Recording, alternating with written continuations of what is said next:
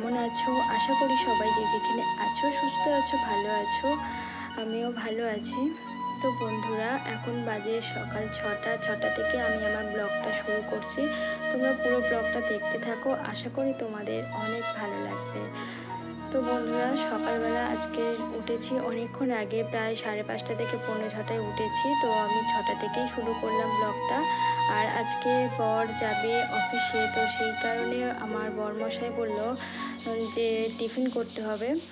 তো আগের দিন রাত্রিবেলা প্রচণ্ড বৃষ্টি হচ্ছিল, তো তার জন্য প্রচণ্ড খিচুড়ি খেতে ইচ্ছে করছিল। আমার শাশুড়ি মা খিচুড়ি রান্না করেছিল, তো সেই খিচুড়ি অনেকটা বেঁচে গেছে। তা বরমশাই বললো যখন খিচুড়ি আছে খিচুড়ি দিয়ে দাও। তো সেই কারণে আর টিফিনটা বানাতে হলো না। আর না হলে টিফিন বানানো থাকলে ভিডিওটা সেইভাবে করতে পারতাম না, কারণ সকাল টাইমটা তো প্রচণ্ড ব্যস্ত, মানে তাড়া থাকে। তো যাই হোক, আজকে আর টিফিনটা তো বানাতে হলো না, আগের দিনের খিচুড়িই দিয়ে দিলাম। তা আজকের আমার এই ব্লগের মধ্যে আমার কিছু কষ্টের কথা তোমাদের সাথে শেয়ার করব বন্ধুরা। তোমরা যদি তোমাদের ভালো লাগে, তোমরা প্লিজ আমার চ্যানেলটাকে সাবস্ক্রাইব করে আমার পাশে থেকো, আমাকে অনেক সাপোর্ট করো আমাকে এগিয়ে নিয়ে যাওয়ার জন্য। তো এদিকে দেখো, আমি আমার হাজব্যান্ড মানে বরমশাইয়ের ব্যাগটা আমি গুছিয়ে দিচ্ছি। তো বন্ধুরা, যেটা তোমাদেরকে বলছিলাম সেটা হচ্ছে, যখন মেয়েরা বাবা মার কাছে থাকে তখন কোনো দিন বাবা মা বুঝতে দেয় না যে মেয়ে আমাদের টাকার প্রয়োজন আছে, বা আমাদের নিজেদেরটা নিজেদেরকে বহন করতে হবে, কোনোদিন সেটা বুঝতে দেয় না। তাই আমরা কখনো বুঝতেও পারি না। হ্যাঁ, বাবা মা এটা বুঝিয়ে দেয় ভবিষ্যতে তোমাদের নিজেদের পায়ে দাঁড়ানো উচিত, কিন্তু সেই সময়টা আমাদের এমন একটা আবেগ বা এমন একটা মানে কী বলবো, মানে শৈশবকাল যেটা হয় সেইভাবেই যেটা যায়, তখন বুঝতে পারি না যে সত্যি ভবিষ্যতে আমাদের টাকার প্রয়োজন আছে, বা নিজের পায়ে নিজের পায়ে দাঁড়ানোর প্রয়োজনটা আছে। কারণ কেউ কোনো দিন হয়তো কেউ আমাদেরকে আঙুল দিয়ে দেখিয়ে দিতে পারে যে তোমাদের নিজেদেরটা নিজেদের বহন করা উচিত, কিন্তু তখন তো সেটা বুঝতাম না। তাই সেইভাবে হয়তো বা আমার কথার গুরুত্বও দিতাম না। কিন্তু বিয়ের পর পরের বাড়িতে আসলে তারা কিন্তু বুঝিয়ে দেয় যে তা আমার যোগ্যতাটা কতটা, আর আমার যা কিছু মানে কী বলবো, চলতে গেলে যতটুকুনি যা প্রয়োজন লাগে না লাগে সব কিছু নিজের বহনটা নিজে করা উচিত। মুখে হয়তো বলতে নাও পারে, কিন্তু আচার ব্যবহারে সেটা বুঝিয়ে দেয়। আমরা যে একেবারে বোকা যে কিছুই বুঝতে পারি না তা নয়, বুঝতে তো সবই পারি। তাই নিজের পায়ে দাঁড়ানোটা খুব দরকার, আর তার জন্য আজকে এত কিছু চেষ্টা করছি, কিন্তু জানি না আমি কবে সফল হতে পারবো। তো চেষ্টা তো করতে থাকি, নিশ্চয়ই একদিন কষ্টের ফল আমি পাবো। তোমার যখন টাকা থাকবে, তুমি যখন নিজের পায়ে দাঁড়াবে, নিজে কিছু ইনকাম করতে পারবে, সবাই তখন তোমাকে সম্মান করবে। আজকে আমি বুঝেছি আমার দিক থেকে যে আমি নিজে কিছু করতে পারি না বলেই আজকে আমি সবার কাছ থেকে অবহেলা পাই। তোমাকে এমন জিনিস দেবে, এমন জিনিস তুমি ব্যবহার করতে তোমাকে দেবে, তুমি দেখলে মনে মানে তোমার মনে হবে যে এই জিনিসগুলো কারা ব্যবহার করতে পারে। সেই জিনিসগুলো আমার মতো মেয়েকে মানে আমাকে দিচ্ছে, তার মানে কি আমাকে কতটা ছোট মনে করে, কতটা কি বলবো, মানে এতটাই কষ্ট হচ্ছে যে তোমাদেরকে আমি বলে বোঝাতে পারবো না।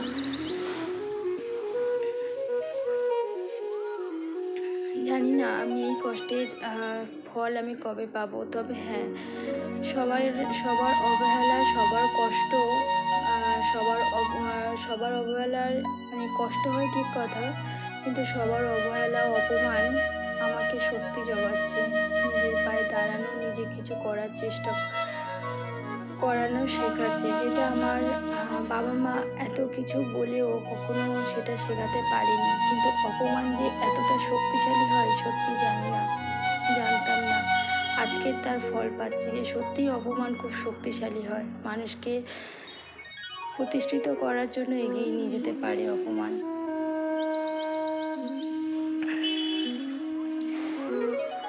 আর সব থেকে বড় কথা কি বলো তো, যদি নিজেও ইনকাম করতে পারো, স্বামীর বিপদে আপদে নিজের স্বামীর পাশে দাঁড়ানো যায়। হয়তো স্বামীরা মুখ ফুটে বলতে পারে না, শুধু এটাই বলে যে আমার বিপদে তুমি পাশে থাকো, সাপোর্ট করো, এটাই অনেক।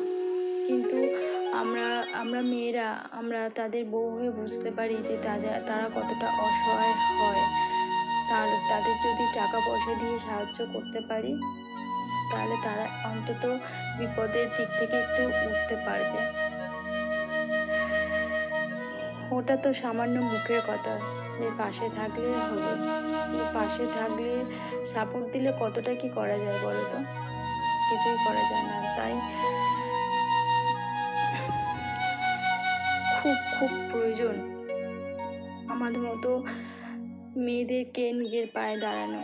হয়তো মানে 100টার মধ্যে 99টা পরিবার দেয় মেয়েদেরকে তোমারটা তুমি বহন করো, আর এক ভাগ পরিবার কি বলো তো, খুব যাদের কপাল খুব ভালো হয় তারা খুব ভালো পরিবার পায়, তারা সবার কাছ থেকে খুব ভালো সম্মান পায়, তারা সবার কাছ থেকে খুব ভালো সাপোর্ট পায়। তো যাই হোক বন্ধুরা, অনেক কষ্টের কথা তোমাদেরকে শেয়ার করলাম। তো সামনেই দুর্গাপুজো, সবাই খুব আনন্দে কাটাও, আনন্দ করো।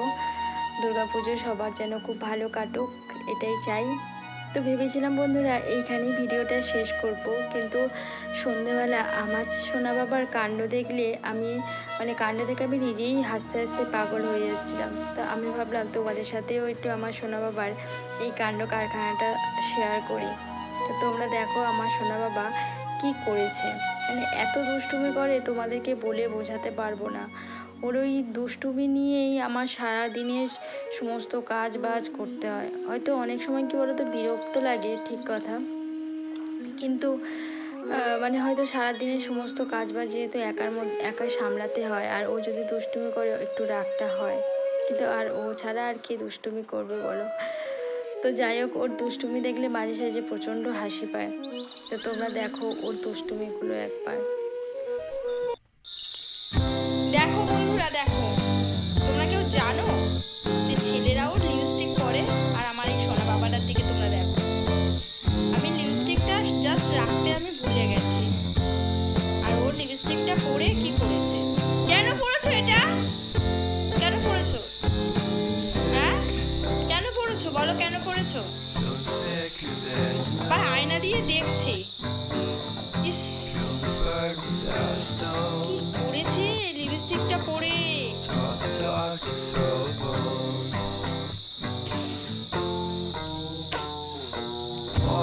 আপা আসলে আমি বলে দেবো তুমি লিপস্টিক পরেছো। চলো মুছে দিই, এসো। Cadillac, you see. So leave me stranded on the carpet, head under the faucet. You're my alibi. Lipstick পরেছো, ওই জায়গাটায় ব্যথা করতেই পারে। I'll forget following the night. You made a joke about that. দুষ্টুমি, সবসময় দুষ্টুমি।